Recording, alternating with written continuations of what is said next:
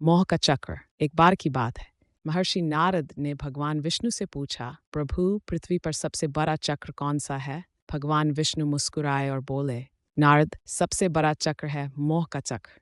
इसी के कारण मनुष्य अपने कर्मों से मुक्ति नहीं पा सकता। भगवान विष्णु ने फिर एक कहानी सुनाई। कहानी थी एक धनी सेठ की, जो एक दिन अत्यंत दुखी हो गया। उसने भगवान से प्रार्थना की, हे भगवान, मैं इस जीवन से परेशान हो गया हूँ, मुझे इस दुख से मुक्ति दो। उसी समय वहां से एक साधु गुजरा। वह सेठ की पीड़ा देखकर उसके पास गया। साधु ने कहा, सेठ जी, इतना दुखी क्यों हो? सेठ ने अपनी पीड़ा साधु को सुनाई।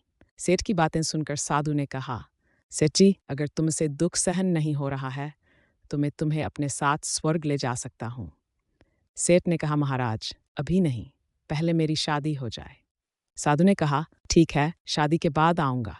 सेठ की शादी हुई। साधु फिर आया, लेकिन सेठ ने कहा, महाराज, अभी नहीं, पहले मेरे बच्चे हो जाए। साधु ने सहमति दी, ठीक है, बच्चे होने के बाद आऊंगा। वर्षों बीत गए। साधु फिर आया। सेठ ने कहा, महाराज, अब बच्चे बड़े हो गए हैं, उनकी शादी होगी, फिर पोते पोतियां होंगी।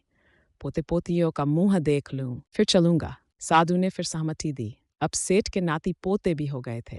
साधु फिर आया, सेठ जी, अब तो सब कुछ देख लिया, चलिए स्वर्ग चलते हैं। सेठ ने कहा, महाराज, नाती पोते इतने प्यारे हैं, इनसे मन नहीं भरता, वे अभी छोटे हैं, बेटा बहू काम पर जाते हैं, इनकी देखभाल भी करनी होती है, थोड़ा बड़े हो जाएं, फिर आना। वर्षों बाद साधु फिर आया। उसने देखा कि घर खाली है, सिर्फ एक कुत्ता घर की रखवाली कर रहा है। साधु ने अपनी योग शक्ति से देखा तो पता चला कि वह कुत्ता कोई और नहीं बल्कि सेठ ही है, जो दूसरे जन्म में कुत्ते के रूप में अपने परिवार के पास ही है। साधु ने कुत्ते से कहा, अरे, अब तो तुम मर भी गए हो, क्या मोह करना है?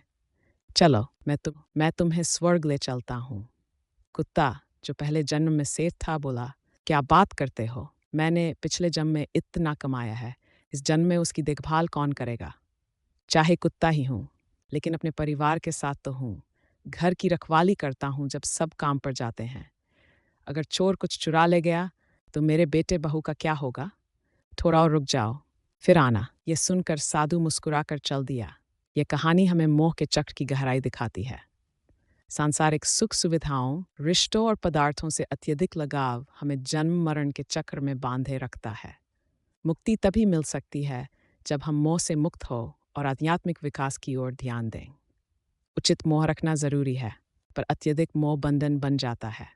यह कहानी हमें संयम और आत्मज्ञान की ओर प्रेरित करती है।